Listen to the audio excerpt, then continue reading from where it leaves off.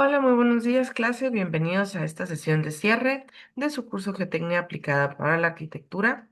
Continuamos bajo la tutoría de la maestra Pilar Ramírez. Adelante, buenos días, bienvenidos. ¿Qué tal? ¿Cómo están? Muy buenos días. Pues empezamos ya con la última sesión. Esta es nuestra séptima sesión del curso. Y bueno, el curso es Geotecnia aplicada para la arquitectura y está dirigido, pues ya saben, arquitectos, ingenieros civiles, geólogos, técnicos en construcción, directores responsables, consultores, tanto en ingeniería y arquitectura, y bueno, también a estudiantes del último ciclo de la carrera de arquitectura y de ingeniería civil. El objetivo general del curso, bueno, es conocer los fundamentos básicos de las propiedades en los materiales, tanto geológicos, con el fin de poder apoyarse en la mecánica de suelos para poder comprender el comportamiento mecánico del terreno. Para ello, pues se aprende a identificar, escribir, representar las propiedades resistentes y deformacionales de las rocas y suelos, conocer también los principales ensayos, así también como identificar y entender los principales factores geológicos que condicionan las diferentes actuaciones sobre el terreno. El temario del módulo 5 es, primeramente, el tema del módulo 5 es características del informe geotécnico. En esta parte, pues vamos a ver el informe geotécnico, ¿no? Algunas pautas, el contenido del informe geotécnico y la planificación. Sí, entonces, pues vamos a ver también un ejemplo sobre las pautas que debe contener todo este informe geotécnico. Y para los que están aquí presentes, sobre todo, bueno, en general para todos los asistentes del curso, pues vamos a hacer un pequeño regalo que consiste en darles estas pautas del informe geotécnico. Unas pautas que están en PDF, formato PDF, para que ustedes las tengan, porque aparece todo lo que debe contener, los ensayos mínimos que debe contener un informe geotécnico. ¿Sí? Y Bien. entonces, pues vamos a ver ahora, el objetivo de este módulo 5 es proporcionar a los participantes las características que debe contener un informe geotécnico donde se analizarán cómo se realizará también la planificación de un estudio geotécnico y las diferentes pautas para su elaboración. Entonces, el módulo 5 primeramente es el informe geotécnico, ¿sí? Entonces aquí pues vamos a ver lo que es el reconocimiento. Dentro del reconocimiento, pues hay que tener en cuenta que el informe geotécnico, el informe de geotecnia, es un conjunto de reconocimientos. Entonces, es muy importante tener en consideración todas las fases del proyecto, qué actividades se tienen que realizar dentro de un reconocimiento geotécnico. ¿Por qué? Porque toda esta información pues, debe ir detallada en el informe. Entonces, en este informe geotécnico, el estudio geotécnico es un conjunto, ¿sí?, de reconocimientos donde se tiene que analizar e interpretar todos los datos para así pues plantear los diferentes resultados que se tengan.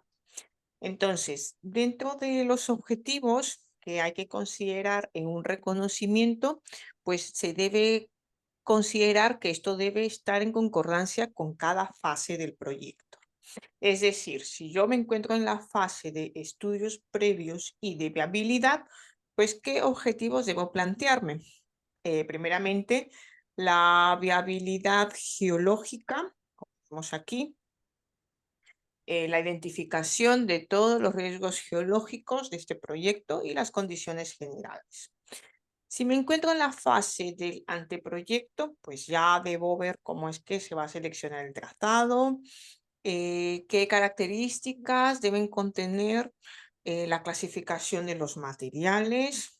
Y con ello, con esta clasificación de los materiales, pues ya puedo tener en mente diversos tipos de soluciones geotécnicas que son aproximadas. ¿Por qué? Porque ya en la parte del proyecto, en la fase del proyecto, pues ya voy a poder obtener una caracterización geotécnica que es detallada, voy a poder conocer todos los parámetros geotécnicos, ¿sí? Y en la fase de construcción, pues se tiene que tener como objetivo qué controles voy a poder realizar, controles geotécnicos y la instrumentación geotécnica, para así poder tener unos buenos resultados en la auscultación. Y luego, pues también tengo que verificar eh, todos los datos, los detalles que se encuentran en ese proyecto y adaptarlos, ¿no? Tiene que haber una adaptación con toda esta interpretación de datos y con el proyecto.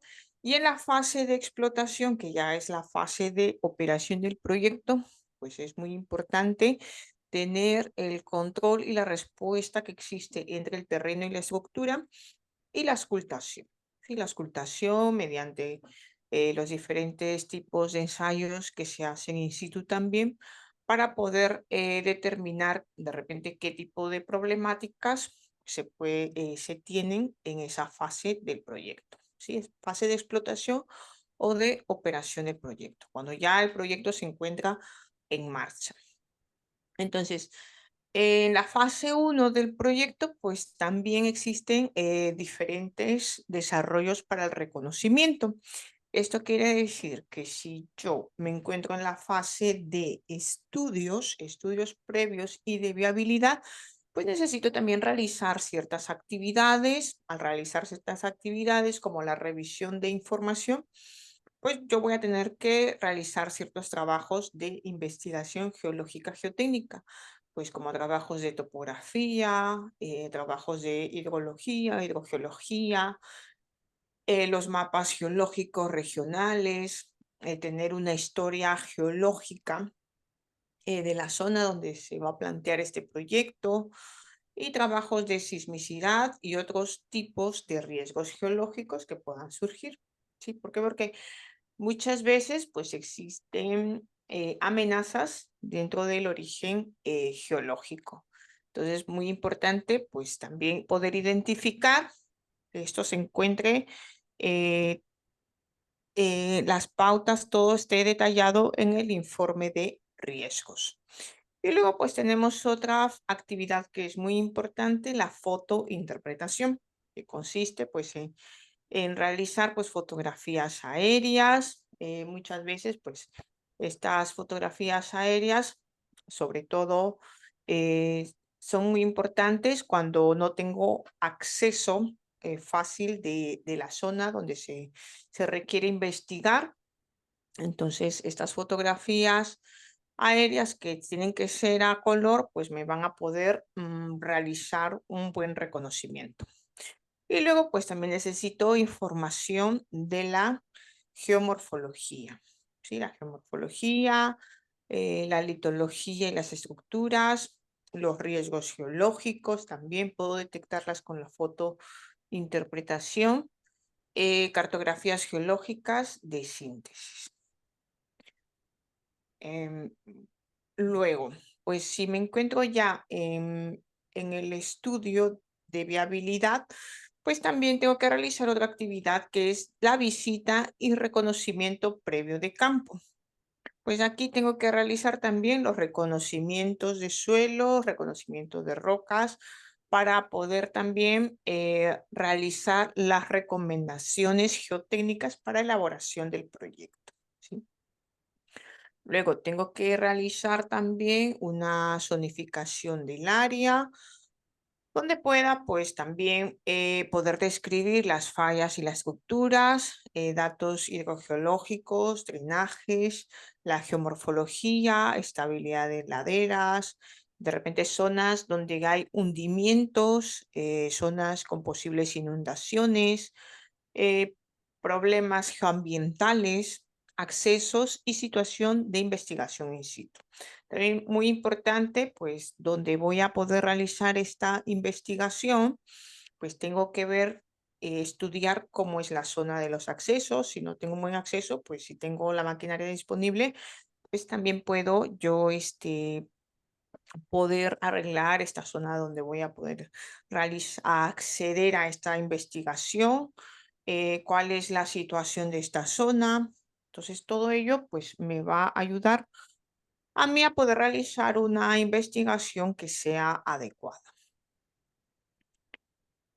Luego, pues ya en la fase 2 del proyecto, pues en la fase del anteproyecto, pues también tengo que realizar actividades de ya cartografía, de geología a escalas, ¿sí? En unos 5.000, uno en 10.000, donde tengo que realizar pues también trabajos de litoestratigrafía y estructura, geomorfología y hidrogeología, la clasificación también y las propiedades de todos los materiales.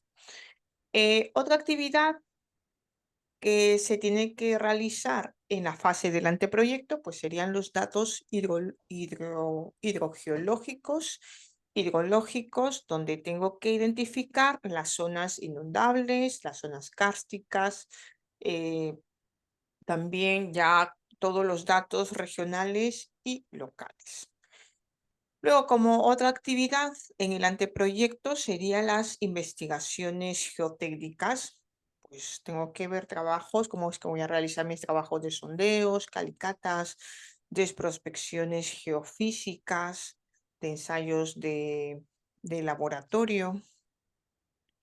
Y en la fase del proyecto, pues ya con todas las investigaciones geotécnicas que he realizado en la etapa anterior, que quiere decir en la fase del proyecto, en el anteproyecto, pues tenemos las investigaciones geotécnicas básicas, pero ya en la fase del proyecto, pues necesito una investigación ya a más detalle, ¿sí? Entonces, ¿a qué trabajos de investigación me tengo que tener? Pues serían los sondeos, calicatas, también prospecciones geofísicas, ensayos in situ y de laboratorio. Luego otra actividad sería la cartografía, la geotecnia a detalle, también con escalas, donde ya voy a tener que realizar los mapas geológicos geotécnicos de detalle, voy a tener que tener una sectorización ya a detalle sobre las propiedades también geomecánicas. Ya en la fase de construcción, pues aquí en la fase del proyecto 2, pues ya entra esta fase de construcción. Pues aquí tengo que también realizar actividades como por ejemplo el seguimiento geotécnico, pues tengo que ya tener los planos geotécnicos de obra, ver a detalle cómo son la estabilidad de excavaciones, qué controles tengo que realizar, cómo es la cimentación de la estructura, pues todo ello tengo que realizar un seguimiento. Y en la instrumentación, pues también tengo que ver cómo es la instalación, qué lecturas voy a realizar, qué ensayos in situ, el control de calidad, igualmente. Y en la operación o explotación, pues también entra la auscultación y el seguimiento de obra con el terreno. Entonces aquí, pues con todo ello, hay que considerar pues que también dentro del estudio geotécnico ya definitivo, pues una vez que ya haya realizado todas estas actividades, pues igualmente tengo que verificar que esta información se tenga y se esté cumpliendo y ver también qué otra actividad pues nos estaría de repente faltando, ¿sí? Para también poder realizarla y que este informe no entre en observaciones. Entonces, que si tengo ya el plano de localización, pues igualmente tengo que verificar cómo es también ya la descripción del proyecto, cómo es el resumen, realizar también un resumen del reconocimiento, de los reconocimientos que se hayan realizado, con todos sus resultados, los ensayos que se hayan realizado, de tal manera que se pueda visualizar bien en esta tabla de resumen o este informe de resumen, ¿sí? Es muy importante también poder tener esa información. Y luego la morfología también del terreno, si existen también niveles freáticos, pues cómo es que se tienen que describir esos niveles o posibles aguas subterráneas. Bueno, y ahora pues vamos a ver el contenido del estudio geotécnico. ¿Sí? Entonces, pues vamos a ver que dentro del estudio preliminar, pues tengo que verificar cómo es este entorno geológico y geomorfológico, tener un detalle de las características del subsuelo, qué recomendaciones se deben tener en cuenta para la elaboración del proyecto, la zonificación del área de amenazas de origen geológico, también los criterios generales de la zona de estudio y las obras de adecuación del terreno. Entonces, para ello, pues yo me tengo que basar también a los diferentes planos, sí, que se puedan manejar, que se puedan realizar, para que yo pueda realizar pues este estudio preliminar. Y ya en el estudio geotécnico definitivo, pues como les decía, tengo que ver el plano de localización, describir el proyecto, cómo es que es este sistema estructural y evaluación de las cargas, un resumen, muy importante este resumen de reconocimiento, la morfología del terreno, la descripción también de los niveles freáticos, pues y los planos, ¿no? Y también pues hay que considerar que en los planos que se tengan o en las fotografías, pues también debemos identificar como por ejemplo la vista de la zona de estudio. Entonces todo ello pues debe estar acorde con el estudio y también se debe indicar en el informe geotécnico.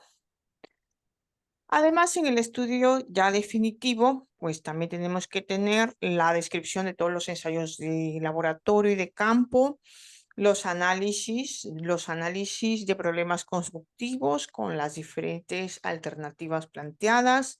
Hay que realizar también los cálculos y diseños y las recomendaciones, ¿sí? Entonces, en todo informe geotécnico también debemos plantear un informe de recomendaciones. Luego, durante la ejecución de obra, es necesario también que se aprueben todos los estratos, los niveles de los estratos del terreno que se está estudiando, los procedimientos también y el comportamiento durante la ejecución de las excavaciones, los rellenos, las obras de estabilización de laderas, actividades también de adecuación o mejoramiento del terreno, ¿sí? Entonces, para ello, pues muy importante si el proyectista pues no tiene de repente el especialista o tiene el especialista, pues y necesita pues una asesoría geotécnica durante las etapas de diseño y construcción, pues también se debe considerar pues esta asesoría de tal manera que cuando ya lleguemos a esta etapa del estudio definitivo, pues tengamos todas estas recomendaciones. Y luego, ¿qué estructura debe contener este estudio geotécnico?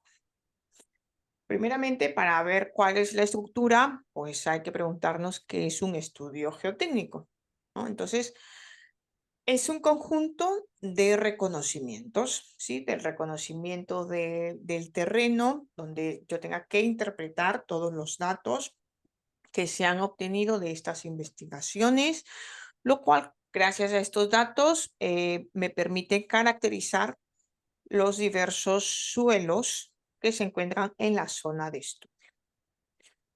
Sí, entonces, muy importante poder comprender este concepto del estudio geotécnico. Entonces, gracias al estudio, pues hemos visto que tenemos pues diversas fases. Es un conjunto de reconocimientos, de investigaciones. Pues hay que tener en cuenta que en la investigación del suelo, pues que comprende el estudio y el conocimiento tanto del origen geológico, de la exploración del suelo, de los ensayos, de las pruebas de campo, los ensayos de laboratorio, de tal manera que yo pueda identificar los diferentes suelos, las rocas, y así poder cuantificar todas estas características, tanto físicas, mecánicas y también hidráulicas del suelo. Sí, entonces, la diferencia que se tiene con la geología y la geotecnia, pues que la geología voy a tener una descripción más cualitativa, ¿sí? Cualitativa, descripción de la roca. En cambio, con la geotecnia, pues necesito yo cuantificar todos los datos, los resultados que se tengan. De esta manera, pues voy a poder obtener mi cálculo del diseño. Para ello, pues necesito revisar toda la información. Pues, ¿de qué información estamos hablando?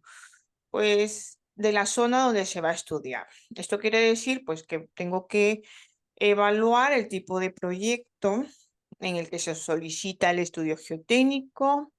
Tengo que revisar todas estas características del proyecto, identificar su situación geográfica, evaluar todos los planos, la situación del área donde se va a estudiar el proyecto, la topografía original, los planos de planta del proyecto. Además, los planos perfiles, tanto longitudinales y transversales.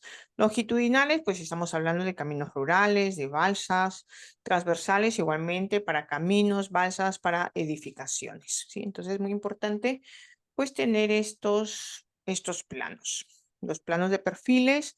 Luego hay que identificar los plazos que tenemos, ¿sí? El presupuesto, los plazos, además de las construcciones próximas y existentes en los propios terrenos y la información sobre posibles comunicaciones subterráneas.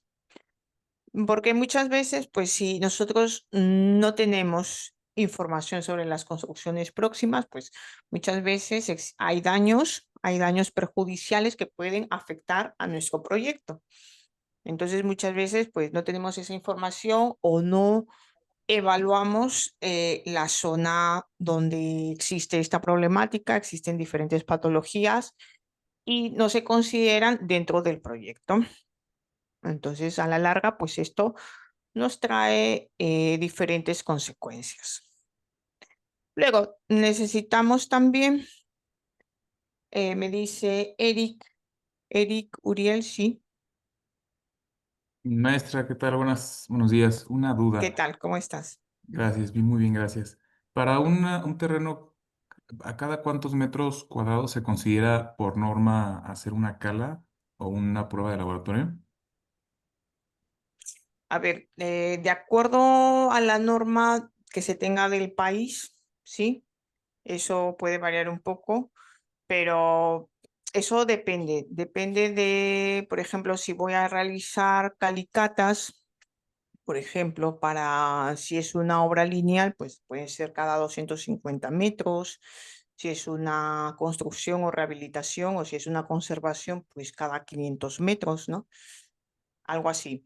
Pero si ya estamos hablando de mm, una edificación,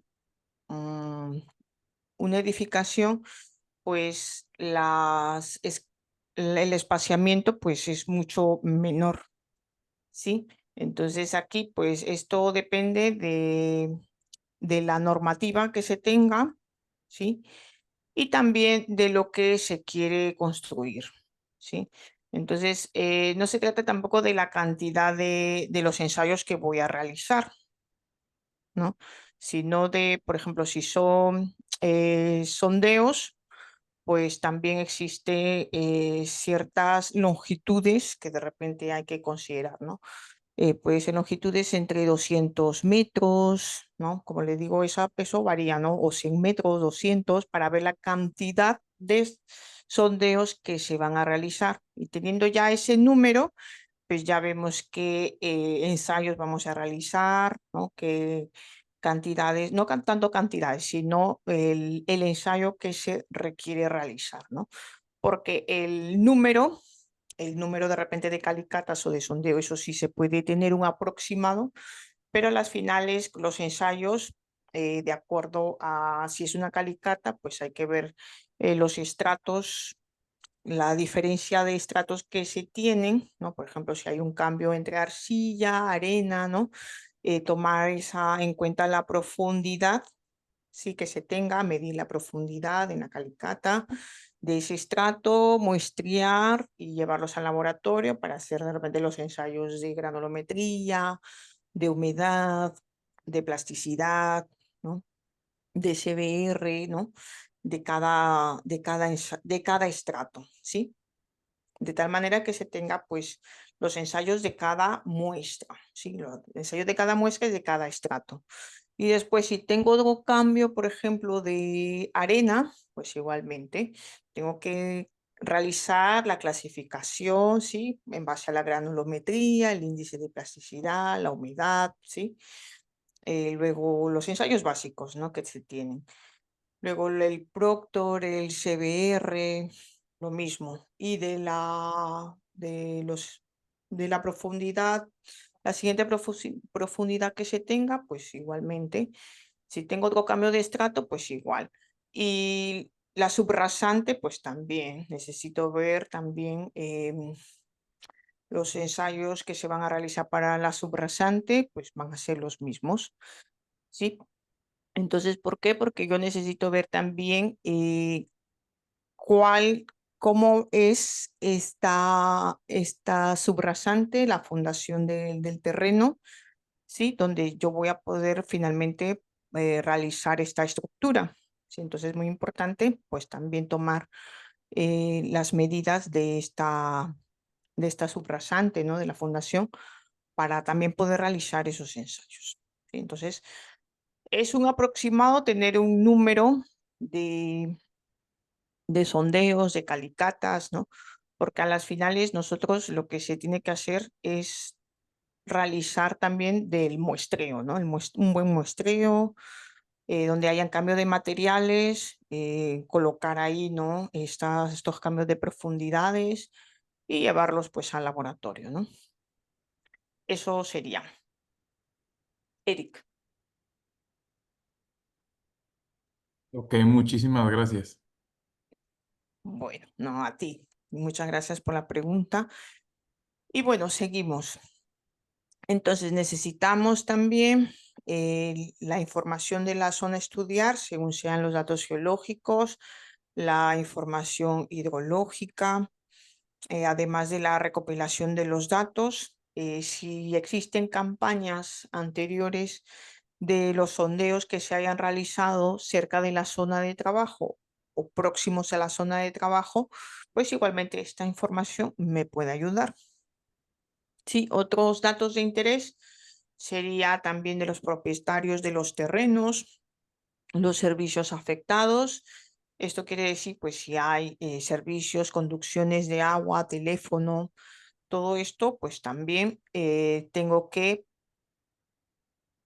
ver cuál es la ubicación, ¿sí? Si están cerca del área de trabajo, pues igualmente es bueno ver qué es lo que se tiene dentro de esta área, ¿no? ¿Qué más se tiene? Pues hay que ver que según el tipo del proyecto, pues nosotros necesitamos algunas recomendaciones, pues qué número de puntos se tiene que reconocer, ¿no? Como les decía, pues sí, yo puedo tener un número de puntos a reconocer tanto en mi fase preliminar, ¿sí? Si no he ejecutado todos, pues no nos preocupamos porque ya en la siguiente fase del proyecto, puedo seguir ejecutando la cantidad de puntos que me faltan. Y ya en la última fase, pues ya debo de tener todo esto pues culminado, ¿sí? Entonces, pero para ello, pues es muy importante, pues, que dentro de los reconocimientos que se tengan, pues ir cerrando las etapas, ¿no? Los números de puntos, la profundidad a alcanzar, pues que se tenga en cada punto también, cómo va a ser esta distribución espacial, pues también yo me voy a poder, si tengo que realizar sondeos o realizar calicatas, pues yo me puedo también ¿cómo se dice? Apoyar a estas calicatas, ¿sí? Para poder tener una mejor información y caracterización del terreno. Y después la técnica del reconocimiento a emplear, el número y tipo de muestra a extraer, ¿sí? Todas estas muestras pues tienen que estar identificadas, a qué sondeo va, a qué calicata, qué número de calicata, tomar las fotografías también para no se me mezcle toda esta información, ¿sí? Muy importante tenerla localizada y que esté muy bien también identificada, ¿sí?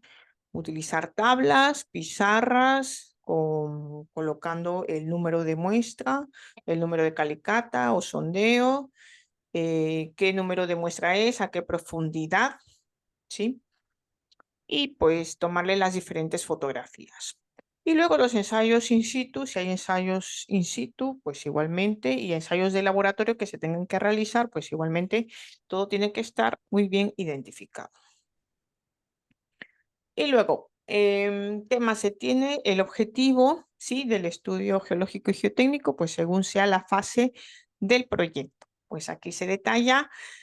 Si tenemos estudios de viabilidad, previos de viabilidad, pues el objetivo que se tenga sería la viabilidad geológica, identificación de los riesgos geológicos, las condiciones geológicas geotécnicas generales. Si es un anteproyecto, pues hay que realizar ya la selección del trazado, la clasificación geotécnica de los materiales y las soluciones geotécnicas aproximadas. Ya en la fase del proyecto, pues ya tengo aquí una caracterización geotécnica detallada, tengo los parámetros geotécnicos para el diseño de la estructura, tanto para excavaciones o cimentación, lo que se quiera realizar. En la fase de construcción, el control geotécnico de instrumentación, la verificación y adaptación del proyecto.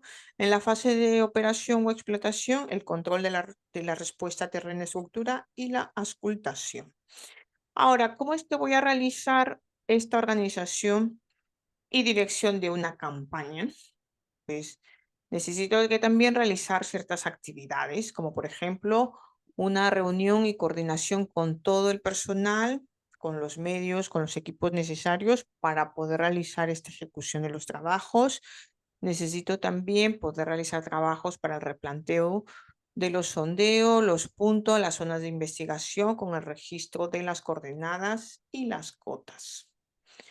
Obtención de los permisos, ejecución también, si son sondeos mecánicos, pues la toma de muestras, si es roca, suelos, ensayos in situ, si tengo que realizar ensayos in situ de permeabilidad en suelos y en macizos rocosos. Además, necesito ver, identificar y preparar toda la conservación y envío de las muestras. Si voy a realizar una testificación geofísica de sondeo, pues también tengo que realizar mediciones y registro de los niveles freáticos, realización de los ensayos, medición y registro de los niveles piezométricos en los sondeos. ¿Sí? Y bueno, ¿qué más? Si voy a realizar calicatas, pues cómo van a ser estas calicatas, si son manuales o mecánicas, ¿no? Si necesito pues una retroexcavadora para realizar esas calicatas, pues también tengo que ver todo lo que se necesita para poder realizar esta actividad. Y si tengo que realizar trabajos de prospección geofísica, pues qué tipo de método se va a tener que realizar, si son métodos sísmicos, eléctricos, gravimétricos. Y bueno, realizar también un inventario de puntos de agua, si son aguas superficiales o subterráneas, medidas in situ de parámetros físico-químicos básicos, temperatura, pH, aforo de cauces, tanto de aguas superficiales, de manantiales y de captaciones de aguas subterráneas, los puntos de observación geológicas y ensayos de bombeo. ¿Cómo es que voy a realizar esta organización y ejecución? pues tengo que ver que estos sondeos geotécnicos estén enfocados a los reconocimientos, ya sean de la naturaleza y la localización de las diferentes capas del terreno. Como les decía, pues hay que realizar un reconocimiento de todos estos cambios del terreno que se tenga, ¿no? De las diferentes capas del terreno, cómo es que voy a extraer las muestras, cómo es que voy a realizar esos ensayos in situ, ensayos de permeabilidad, pues qué ensayo voy a usar, el EFRAN, el LUEGON y la instalación de los piezómetros. Dentro de los ensayos geotécnicos, pues existen los sondeos por percusión. Esto es cuando se realizan golpes sucesivos, se aplica una caída de una maza de 120 kilogramos con una altura de 1 centímetro de tubería y se transmite una energía pues a través de las puntazas o a tubo hueco. ¿Sí? Como vemos aquí, como ya hemos visto en las clases anteriores, pues tenemos una maza, una percusión por caída y tenemos pues el suelo, la pared del sondeo y el cabezal por hincado. Luego pues también tenemos que ver pues cómo es el avance, si es por percusión o por rotación. Y bueno, los sondeos por percusión es una perforación que es más habitual, se realiza a través de la hinca en el terreno de los tubos de acero. Es por entibación, se realiza una extracción del suelo y se tiene un conjunto de tubos de forma de columna. Pues aquí vemos una fotografía, bueno, un vídeo.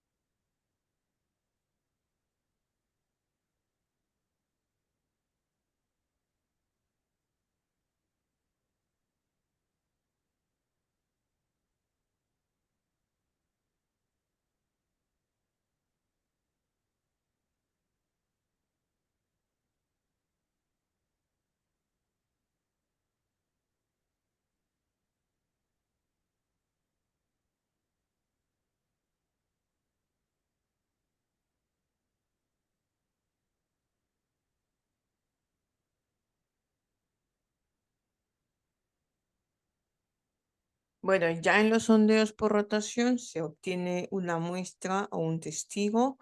Se puede emplear una batería en cuya boca se implementa una corona. Existe un avance de perforación y aquí pues no se va a obtener una muestra, no se obtiene la recuperación de la muestra y se utiliza como barrena helicoidal. Luego, pues estos sondeos por rotación o perforación con hélice son barrenas helicoidales, pueden utilizarse en terrenos de consistencia alta-media y se tiene un cabezal helicoidal exclusivamente donde se va a realizar agujeros a gran diámetro. Se puede utilizar en pilotajes o fijación de postes. Si tiene una barrena helicoidal que es barrena continua, porque esta puede ser helicoidal exclusivamente o barrena continua, esta barrena continua puede ser hueca y se emplea en formaciones ya poco consolidadas. Se realiza sobre todo en sondeos más pequeños. Los sondeos con barrena helicoidal se utiliza cuando el terreno es blando y cohesivo, cuando no existen capas cementadas de gravas ni arenas bajo el nivel freático y no se utiliza, no se necesita atravesar suelos duros y rocas. Ya la perforación a rotación con corona y obtención de testigo, pues esta corona puede ser circular y se utiliza de dos tipos, puede ser de dos tipos, la huidia y la diamante. La huidia es de esta forma y se utiliza cuando se tienen suelos o rocas blandas o medias. La diamante, esta de aquí, vemos como si fuese una forma, según dice, forma de diamante, cuando un terreno es suelto o muy blando. Se emplea en este caso el tubo giratorio. La situación de los sondeos. Esta situación debe ser fijada en función de las características que se tenga del estudio y los objetivos. Los lugares también para perforar deben tener señalizada el área de trabajo y contar también con las medidas de seguridad.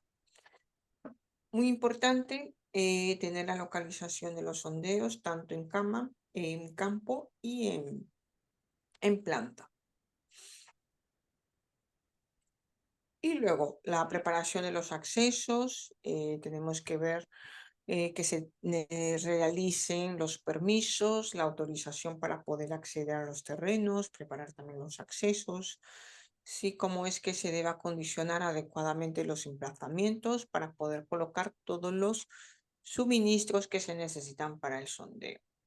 Y bueno, en condiciones generales, pues dentro de un proyecto se emplean los sondeos mecánicos a rotación con recuperación continua del testigo.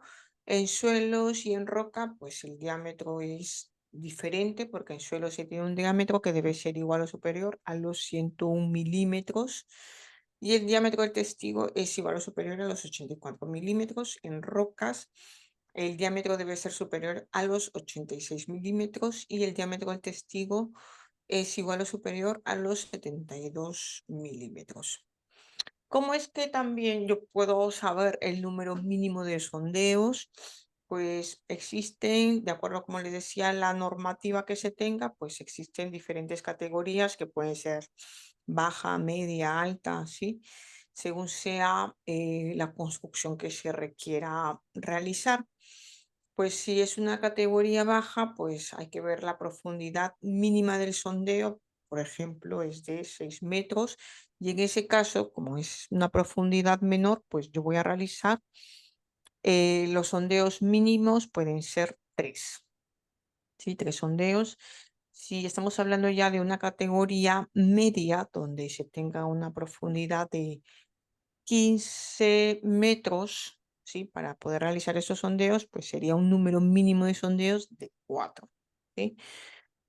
Y luego, pues ya una categoría alta de 25 metros de profundidad, pues estamos hablando un número mínimo de sondeos de 5, ¿sí?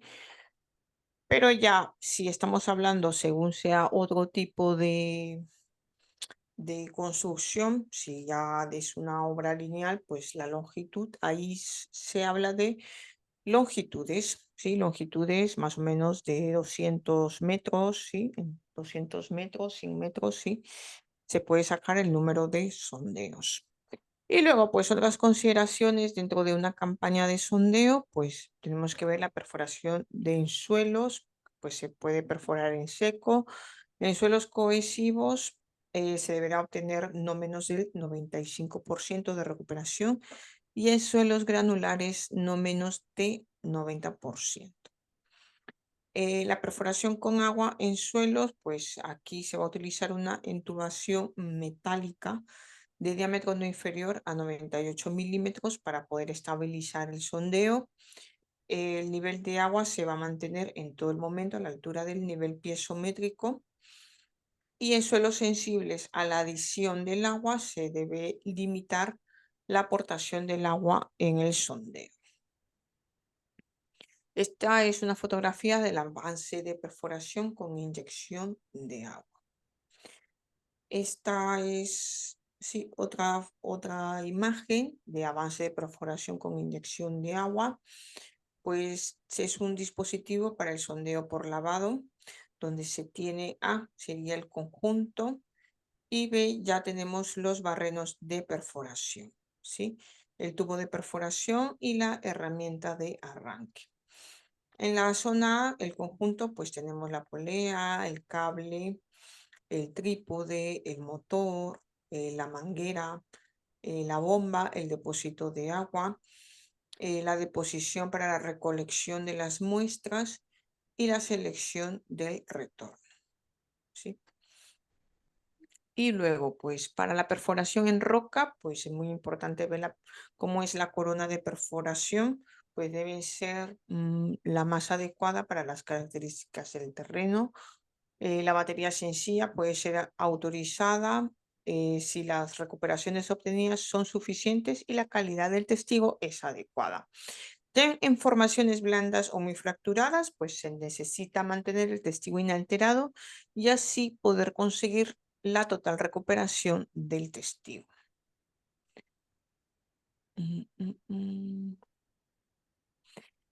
La toma de muestras, la recuperación y la disposición de los testigos en cajas.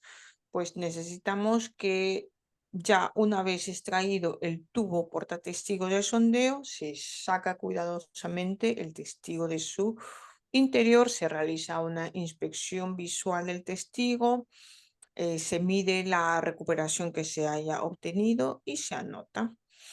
Se clasifica el testigo tomando como criterio la medida de la recuperación obtenida.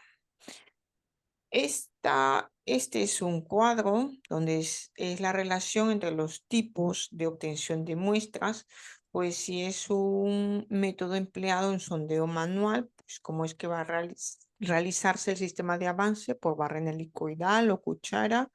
Si el suelo apropiado sería un suelo blando y cohesivo. No se realiza este método, ¿sí?, para un suelo duro y compacto con presencia de bolos y gravas gruesas. Si es un sondeo a rotación, pues puede ser un sistema de avance de tubo simple en seco. Es apropiado para suelos que tienen arena, limos y arcillas de compacidad media. No es apropiado para un suelo duro y cementado con presencia de bolos y gravas gruesas, ¿sí? Y bueno, ¿qué más tenemos por aquí? Muy importante ver la colocación de los testigos en la caja de los sondeos. Esto ya lo hemos visto también. El distinto grado también de la presencia de las fracturas que también se encuentran identificadas. Y bueno, el índice de la calidad de la roca, el famoso RQD, que se obtiene a través del cociente entre la longitud total del testigo, ¿sí?, donde se tiene que realizar las partes de los 10 centímetros de longitud, ¿sí?, y la longitud de perforación de cada maniobra. Es decir, que el RQD va a ser la sumatoria de la longitud de los pedazos de la muestra mayores a 10 centímetros entre la longitud total de la muestra. Entonces aquí pues se realiza la sectorización. Voy a tener en este primer pedazo 38 centímetros, como por ejemplo, luego 17, hago la sumatoria. 38 más 17 más 20 y más 35. Aquí pues no hay pieza mayor a 10 centímetros, entre 200, ¿sí?, la longitud total de la muestra. El RQD sería igual al 55%. Testificación de los testigos extraídos se debe realizar in situ de forma simultánea a la perforación o inmediatamente después de la misma.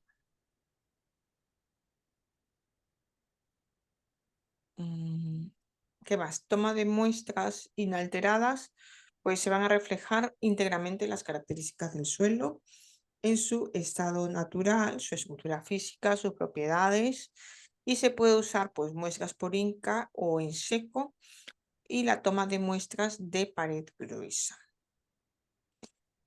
Para muestras inalteradas, pues la toma de muestras sería de pared delgada, las tipo Shelby o las de pistón fijo. Y también se puede utilizar las muestras mediante tubo testiguero doble giratorio. Para las tomas de muestras de pared gruesa, pues se va a hincar el tubo en el terreno, golpeando así con una maza para tomar las muestras del suelo.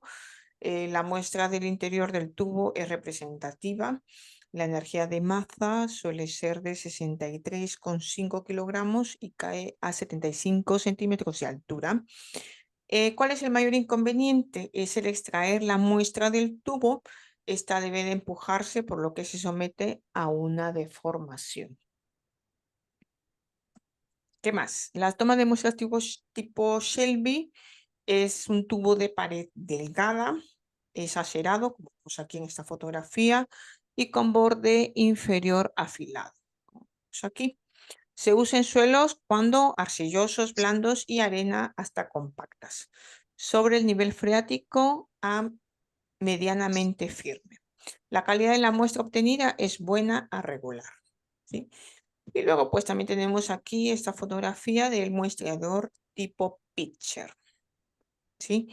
Tenemos un fluido bajo presión, un retorno fluido, se tiene los cojinetes de bolas, la válvula deslizante abierta, el sello de válvula, un barril cortador y este sería ya el tubo Shelby completamente extendido. Para formaciones blandas tenemos la barra de formación o pipa, el fluido estático, la válvula deslizante, todo el fluido desviado al espacio anular.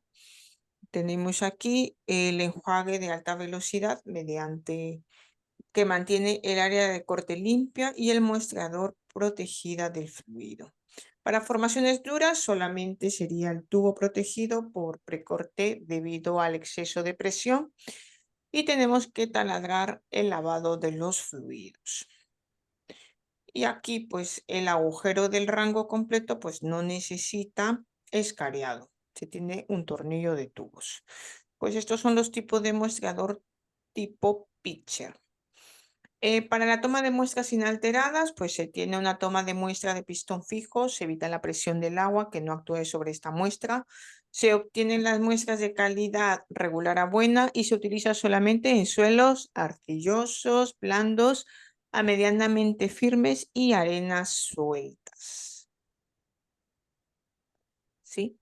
¿Qué más? La toma de muestras inalteradas, si se usa una toma de muestra de tubo doble giratorio, pues la portamuelle sobresale de la corona de entre 4 y 9 centímetros. Se tiene un fluido de perforación que no va a llegar hasta la muestra y se utiliza en suelos arcillosos de consistencia dura. Las muestras que se obtienen, como es la calidad de regular a buena. Si utilizamos ya toma de muestras para afinadas, esto se utiliza cuando la resistencia del terreno sea elevada, en donde se impide la toma de la muestra inalterada o la realización del ensayo SPT. Entonces aquí se sustituye la muestra inalterada por la parafina, el parafinado de un trozo de testigo obtenido. El diámetro es de 70 milímetros, ¿sí? La toma de muestras de agua en el sondeo se realiza a los puntos de reconocimiento. ¿Para qué? Para un análisis hidroquímico. ¿Cómo se realizan las mediciones del nivel freático? Pues se debe registrar el nivel freático en todos los sondeos, no solo en la perforación, sino también cuando se finaliza el sondeo. ¿Cómo se va a limpiar? Pues el sondeo se limpia cuando se utilice los lodos bentoníticos en la ejecución del sondeo. Y luego pues también se puede realizar un piezómetro con tubería de PVC, donde se construye con un tubo perforado o ranurado de PVC o puede ser también galvanizado. Un tubo galvanizado pues se va a introducir el sondeo después de perforarlo y el diámetro que se realiza sería entre 60 y los 100 milímetros, ¿sí? Este es un esquema sobre el funcionamiento de los tipos de sonda que se tengan. Tenemos un tubo de referencia, un punto de referencia, perdón, una cinta graduada, el nivel freático, el largo mojado, ¿sí? Y aquí pues sería el nivel freático y la sonda.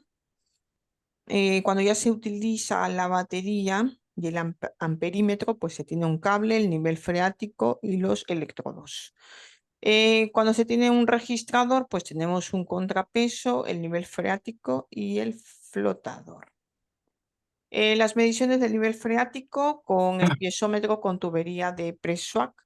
Se necesitan perforaciones de diámetro mínimo de 116 milímetros, las tuberías con diámetro mínimo de 50 milímetros. Se mide el potencial hidráulico ya de forma puntual.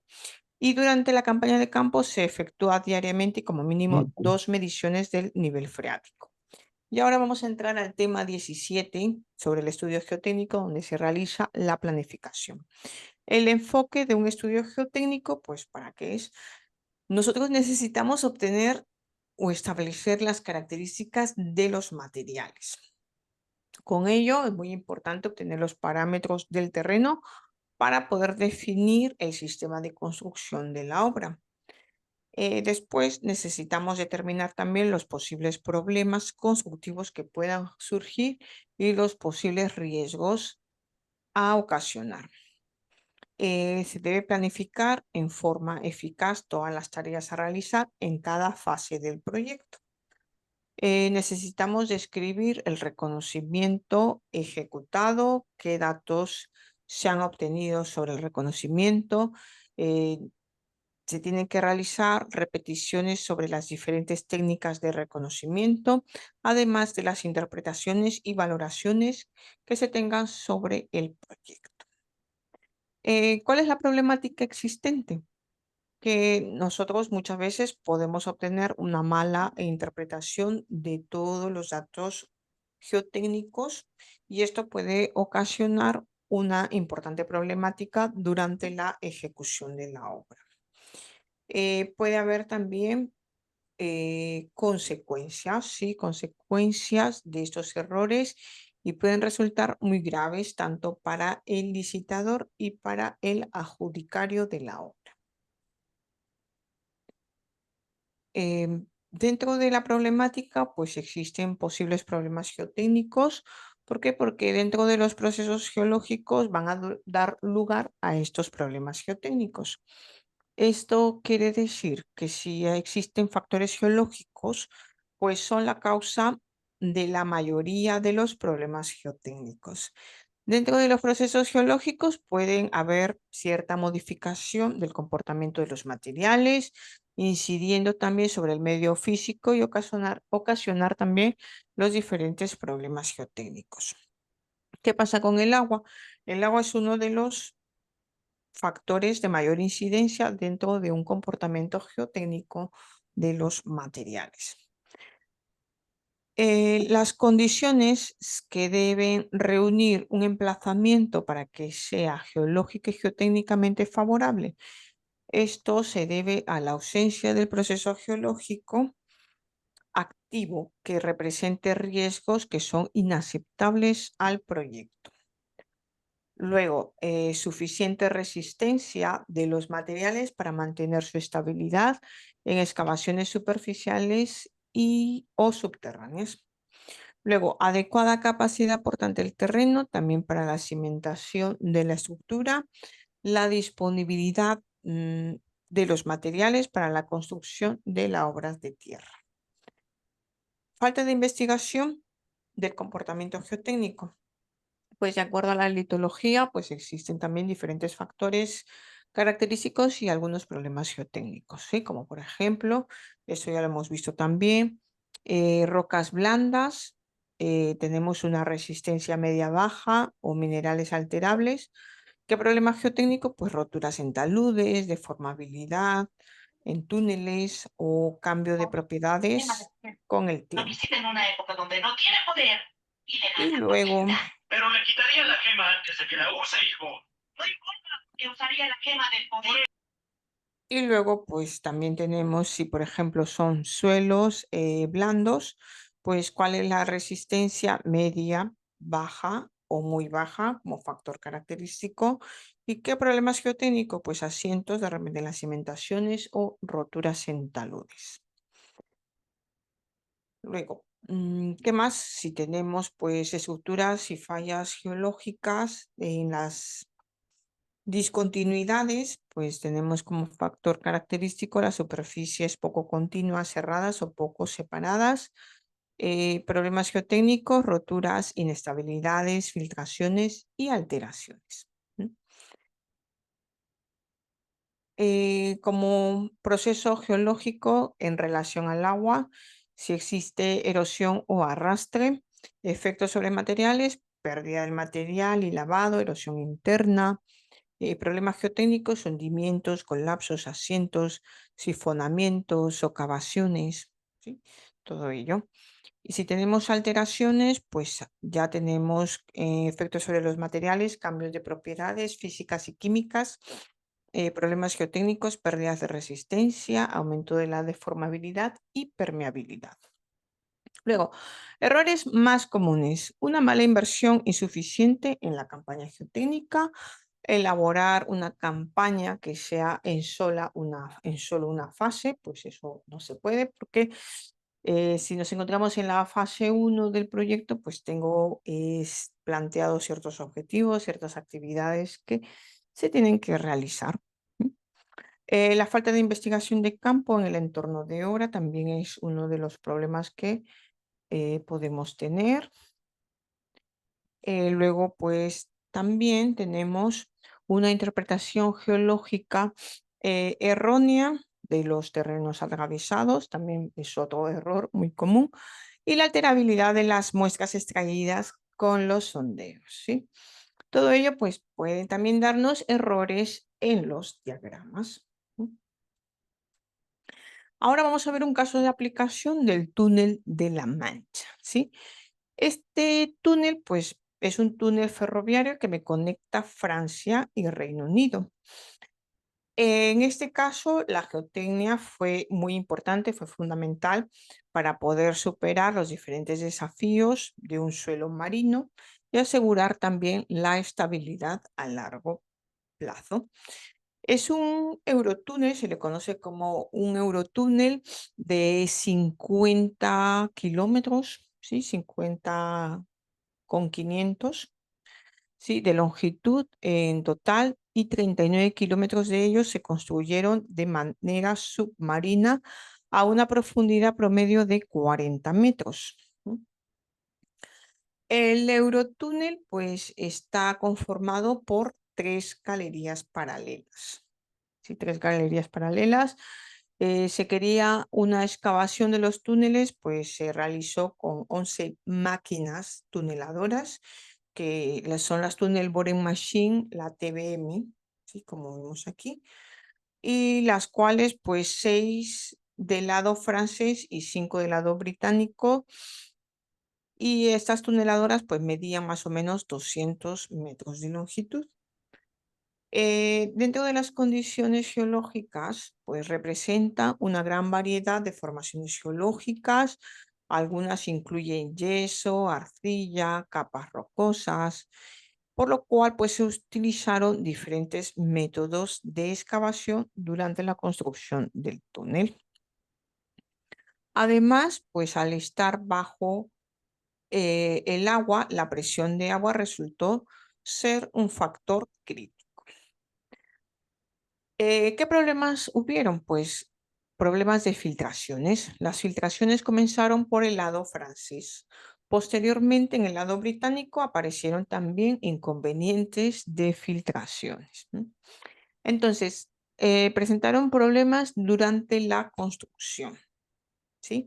Durante la construcción, pues a medida que se fue excavando los túneles, pues surgieron distintos problemas como la presión hidráulica que debían soportar las tuneladoras debido a las filtraciones de agua. Como vemos, pues primero se presentaron filtraciones en el lado francés y después en el lado británico, ¿sí? ¿Cómo se lo solucionó? pues esto se solucionó utilizando un modo de operación de sellado en los cabezales de corte de las máquinas y medidas de sellado en el resto de las máquinas para poder evitar estas filtraciones. Así también, como técnica de mejora, se utilizaron inyecciones de lechada de cemento para poder controlar estas filtraciones. En el lado británico, en el lado inglés, pues también hubieron estos inconvenientes. Y esto, pues, ¿qué pasó? Que redujo la velocidad de avance de excavación con las tuneladoras, eh, pero una vez ya atravesados estos sectores con filtraciones, la excavación volvió a tener un mejor ritmo. ¿Qué soluciones hubieron? Pues primeramente, innovación de la ingeniería. Una de las innovaciones más significativas fue el uso de las tuneladoras, lo cual permitieron acelerar considerablemente el proceso de excavación, minimizando los riesgos a los trabajadores y aumentando también la eficacia del proyecto. Se desarrollaron también sistemas de monitoreo avanzado para poder controlar esta estabilidad de la excavación y por ende garantizar también la seguridad de la estructura. Bueno, ¿qué comentarios finales tenemos con este módulo? Pues que es importante realizar un buen estudio geológico geotécnico in situ. De esta manera se puede desarrollar un diseño óptimo sobre las condiciones del terreno, sobre el tipo de obra. Con el reconocimiento geotécnico que podemos determinar la opción más aconsejable para poder realizar cualquier proyecto. ¿Qué pasa si no realizamos un estudio geotécnico? Pues puede provocar el retraso para la tramitación de los permisos de obra. Si conocemos el tipo de suelo, pues me permite adaptar todas estas condiciones a nuestros proyectos según las necesidades que se requiera. Por ende, pues es una herramienta esencial conocer el tipo de suelo porque me va a definir el diseño y la estructura donde se va a construir. Toda la información que se obtenga previamente se debe colocar en el informe geotécnico de una manera que sea detallada y organizada. Es importante poder colocar en el informe geotécnico todas las recomendaciones que se requieran para el diseño del proyecto, indicar también las posibilidades de existencia de algún posible problema a futuro. Un buen estudio geotécnico es una garantía de la construcción, lo cual pues nos conlleva a que no va a sufrir algún tipo de inestabilidad a futuro. ¿Qué bibliografía hemos utilizado? Pues la de Lambe, Mecánica de Suelos, Juárez Vadillo y Rico Rodríguez. También tenemos Mecánica de Suelo, Fundamentos de la Ingeniería Geotécnica, Geotecnia y Cimientos de las Propiedades de Jiménez Salas. Pues tenemos los 3 volúmenes, volumen 1, 2 y 3. ¿Alguna pregunta, comentario? Pues bienvenido sea. Esta es la información que se tiene. Y bueno, y ahora pues vamos a ver algo muy interesante que sería las pautas del informe geotécnico. Vamos a ver aquí dónde están las pautas. Mm,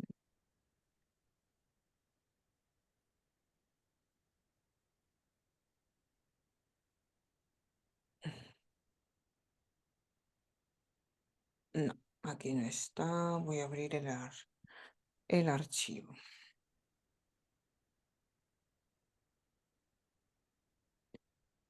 ¿Dónde está?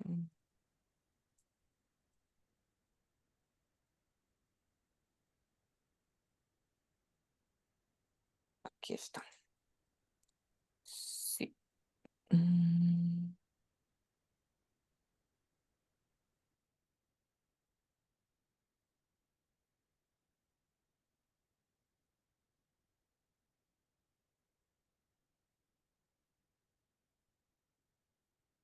Bueno, este es el informe de caracterización geotécnica, pues son las pautas que se debe considerar como informe geotécnico, ¿sí? Entonces, pues, ¿en qué consiste? En una introducción, en unidades geológicas geotécnicas, caracterización geotécnica, introducción, descripción geológica, identificación geotécnica, pues los ensayos básicos, ¿no? Como todo, granulometría, límites de plasticidad, clasificación UX o SUX, densidad relativa de las partículas, identificación química, determinación del estado natural, comportamiento resistente, ensayos de penetración dinámica, resistencia a compresión simple, resistencia al corte, en condiciones no drenadas o en condiciones drenadas, comportamiento deformacional, ensayos edométricos, triaxiales o presiométricos. Características de consolidación, otras características geotécnicas y una tabla resumen de parámetros geotécnicos, ¿sí? Entonces, ¿qué me pretende este texto? Pues dar unas pautas para la realización del capítulo de caracterización geotécnica de los materiales, ¿sí? Entonces, se debe entender que el informe de caracterización es un informe en el que se describen todas las unidades geotécnicas que se hayan definido, sus características geotécnicas y se cuantifican. ¿Qué más? A este respecto es interesante recordar las etapas de un estudio geotécnico. El planteamiento del problema, ¿sí? Por ejemplo, si es una edificación o una infraestructura lineal, pues que hayan sufrido algún tipo de patología, el emplazamiento geográfico donde se ubica la actuación a llevar a cabo, ¿sí? Entonces nosotros tenemos que identificar el problema. Luego, el estudio geológico en esta etapa, pues se tiene que realizar por un especialista, se realiza la cartografía geológica de superficie, donde me permite identificar las principales condicionantes geológicas. Además, debe servir para marcar las pautas con las que se debe diseñar la campaña de reconocimiento geotécnico en campo. Luego tenemos la campaña de reconocimiento geotécnico de campo. Se va a realizar los reconocimientos geotécnicos, los que generalmente siempre se realizan, pues las calicatas, los sondeos y penetrómetros dinámicos continuos. La definición de los diferentes perfiles geológicos geotécnicos con la información procedente de los reconocimientos geotécnicos, pues se elaboran una serie de perfiles de contenido geológico geotécnico con la que se recoge la estratigrafía del terreno, ¿sí? La posición del nivel freático. A partir de estos perfiles se suelen definir las unidades geotécnicas presentes en el terreno. La campaña de ensayos de laboratorio, pues son las muestras tomadas de los sondeos. Voy a agregar aquí el zoom. Luego, la caracterización geotécnica de las unidades geotécnicas, pues se deben analizar conjuntamente con los resultados de los ensayos de campo y de laboratorio. Los cálculos geotécnicos, pues cuando se realizan, pues se realizan los cálculos que sirvan para analizar las distintas alternativas que pueden llevar a cabo y para justificar la solución. Definición de la solución. Se definen las distintas actuaciones a llevar a cabo para ejecutar la obra o arreglar algún problema planteado. Entonces, ¿qué se debe contener en este informe? Pues se tiene que analizar los resultados de los ensayos, transmitir la opinión fundada en dicho análisis sobre las características de los materiales y determinar los valores a utilizar en los cálculos geotécnicos. ¿Sí? Se debe también recordar las diferentes normativas. Bueno, si es la normativa de España, de México, de Perú, donde nos encontremos, pues tenemos diferentes normativas. Y luego, pues también tenemos, pero el contenido del informe, pues va a ser igual, ¿vale? Y luego, pues tenemos las unidades geológicas y geotécnicas. Pues el análisis de los resultados obtenidos dentro de la campaña de reconocimiento geotécnico, los datos previos existentes, me va a permitir establecer una serie de perfiles geotécnicos, ¿sí? Del terreno. Estos perfiles se deben definir en las diferentes unidades geotécnicas. El siguiente paso es definir las unidades geotécnicas que intervienen en el problema a resolver. En muchas ocasiones las unidades geotécnicas coinciden con las unidades geológicas. Sin embargo, en el caso que se hayan definido un gran número de unidades geológicas, es conveniente agruparlas en función de su comportamiento geotécnico. Entonces, muy importante esto, pues agrupación. Agruparlas en función de su comportamiento geotécnico previamente similar, sobre todo si no se dispone de un número suficiente significativo de ensayos de laboratorio en cada unidad geológica. Luego, caracterización geotécnica de cada unidad geotécnica definida en los perfiles geológicos debe seguir un esquema similar al correspondiente a los ensayos de laboratorio. Entonces, debe contener una descripción geológica, identificación geotécnica, identificación química, determinación del estado natural, comportamiento resistente, comportamiento deformacional, características de consolidación y otras características geotécnicas. Descripción geológica. Es una descripción breve del material desde el punto de vista geológico. Es interesante que se identifique la descripción que se ha realizado a estos materiales con el levantamiento geológico de las columnas de los sondeos, para poder identificar con claridad las zonas donde se ha detectado los materiales que se están describiendo. Indicar las profundidades de estos materiales donde se han realizado estos sondeos. Entonces, ¿qué debe contener? Pues debe contener una descripción breve del material, ¿sí? Estos materiales, pues se realiza esta descripción según sea del levantamiento geológico de las columnas de los sondeos. Luego, necesitamos realizar una identificación geotécnica, pues conociendo la granulometría, ¿sí? Se debe disponer de la curva granulométrica en los ensayos. Es conveniente dibujar conjuntamente todas las curvas granulométricas individuales con el objeto de establecer el uso granulométrico, ¿sí? Luego, pues ya una vez definido el uso granulométrico, es interesante analizarlo mediante la cuantificación de los porcentajes correspondiente a gravas, arenas y material fino. Sí, tenemos aquí el uso granulométrico y luego tenemos que realizar el ensayo del límite de plasticidad. Al igual con la granulometría de todas las muestras ensayadas, se deben determinar los límites de plasticidad. La forma más adecuada para presentar los resultados de estos ensayos es mediante el gráfico de Casagrande, como se muestra aquí en esta figura.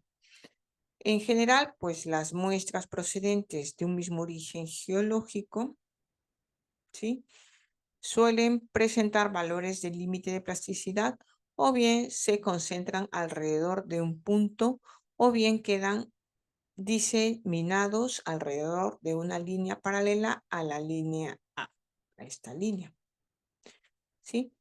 la cual separa los limos de las arcillas. ¿Sí? Separa los limos de las arcillas.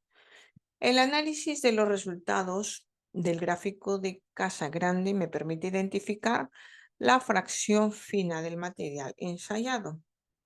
No se olvide de que estos ensayos se hacen con el material que pasa por el tamiz 0.4 milímetros. En arcillas de baja plasticidad SL, arcillas de alta plasticidad CH y los limos de baja plasticidad ML. ¿Sí?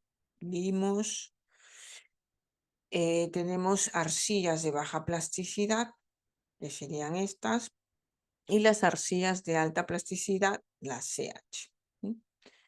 Entonces, también se pueden identificar los materiales orgánicos de alta o de baja plasticidad.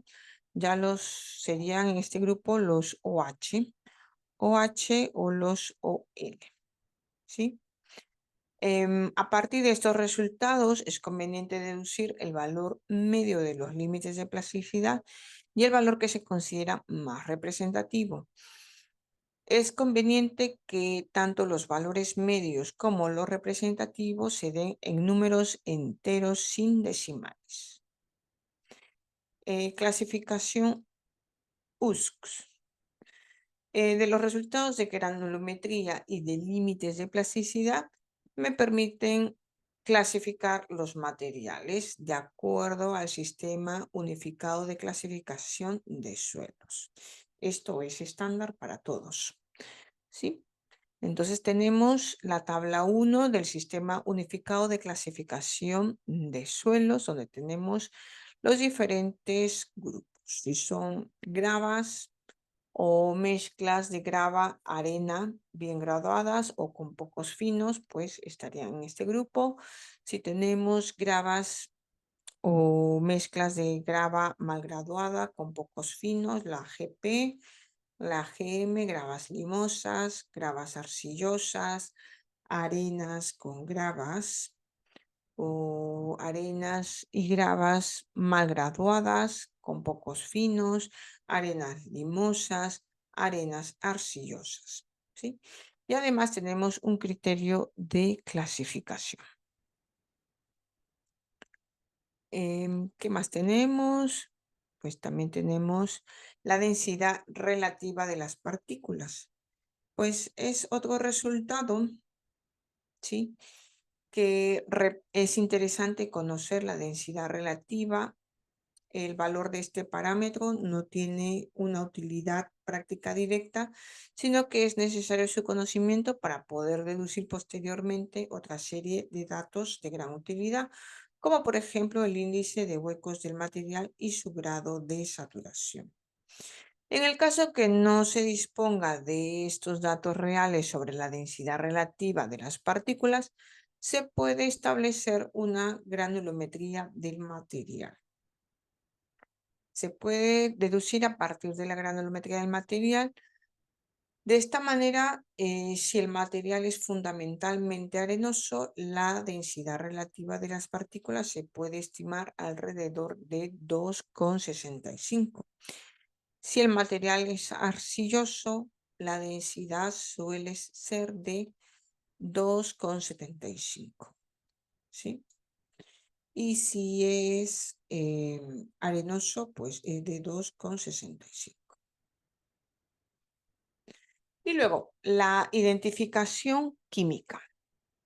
Pues de los ensayos químicos más utilizados dentro de la mecánica de suelo serían los contenidos de carbonatos, los sulfatos y la materia orgánica. La forma más interesante de poder presentar estos resultados de estos ensayos es doble. Por una parte, se pueden representar los valores en función de la profundidad de las muestras, lo que permite en muchos casos identificar las diferentes unidades geotécnicas previamente definidas. Por otra parte, se deben indicar los valores medios y los que se consideran más representativos. Una vez indicados ya los valores más representativos, se deben analizar teniendo en cuenta el problema geotécnico en estudio. y los valores máximos o mínimos aceptables de acuerdo a la normativa. La determinación del estado natural. Todas las muestras inalteradas que se vayan a ensayar es necesario conocer su estado natural a través de la determinación de la densidad seca y la humedad natural. Estos valores se pueden presentar en función de la profundidad que se tomó la muestra de la que procedan. En general, la densidad seca aumenta con la profundidad con la que es interesante comparar el resultado obtenido de la representación con este hecho. Los valores numéricos de los ensayos es conveniente deducir los valores medios y los más representativos. Asimismo, es aconsejable hacer notar todas aquellas muestras cuya densidad seca o humedad natural son muy distintas de la del resto, ya que estos valores pueden condicionar su respuesta resistente o deformacional. Por último, a partir de las parejas de resultados individuales de densidad seca y humedad natural, es interesante deducir los siguientes parámetros derivados. El índice de huecos, el grado de saturación, se pueden representar en función de la profundidad. Este gráfico puede servir para determinar la posible situación del nivel piezométrico de agua en el terreno. El índice de fluidez sirve para relacionar la humedad natural de la muestra con los valores de las humedades correspondientes, tanto del límite líquido y el límite plástico, de acuerdo a esta expresión. Y aquí sería. Y aquí tenemos un gráfico sobre la relación que se tiene entre los límites de plasticidad y la humedad natural.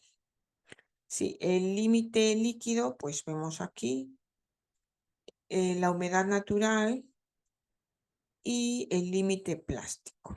¿Sí? ¿Cómo se grafica? Pues de acuerdo a la profundidad y a la humedad en porcentaje. Luego, ¿qué más? El comportamiento resistente. Se debe comentar que todos los ensayos de resistencia que se hayan realizado en campo, como en laboratorio, los ensayos de resistencia más habituales son el SPT, los ensayos de penetración dinámica continua y la resistencia a la compresión simple, ensayos de corte directo, ensayos triaxiales y ensayos presiométricos. Ensayos de penetración estática o sin medida de las presiones intersticiales. Los ensayos de penetración dinámica. Asimismo, o sea, no solamente nos basamos de manera general del comportamiento resistente, sino que se está detallando ya de una manera más concisa cada ensayo. Entonces aquí pues estamos hablando de los ensayos de penetración dinámica, pues se suelen realizar con los ensayos SPT en el interior de los sondeos y los ensayos de penetración dinámica continua tipo Boros o el DPSH. Los valores obtenidos del ensayo SPT realizado en los sondeos se deben representar en función a la profundidad. En algunos casos es conveniente diferenciar los resultados procedentes de los diferentes sondeos, como vemos aquí. Tenemos una representación de los resultados de los ensayos SPT con la profundidad. De tal manera que yo pueda visualizar bien la profundidad, los golpes y vemos la diferencia que existe de los diferentes tipos de suelo. Tenemos aquí las arenas arcillosas, las gravas arenosas, el sustrato alterado con arcilla limosa, el sustrato sano de arcilla limosa. ¿Sí? Y el número de ensayos. De igual manera, los resultados de los ensayos de penetración dinámica continua también es aconsejable que se representen conjuntamente en un mismo gráfico. ¿En función de qué? De la profundidad. En algunas ocasiones es posible presentar un mismo gráfico, los resultados de los ensayos SPT, como los ensayos de penetración dinámica continua, con el objeto de poder establecer para los materiales en estudio las correlaciones entre ambos ensayos. Una vez realizada dicha representación gráfica, es interesante poder identificar en este gráfico las diferentes unidades geotécnicas diferenciadas con el objeto de que se pueda determinar su diferente resistencia.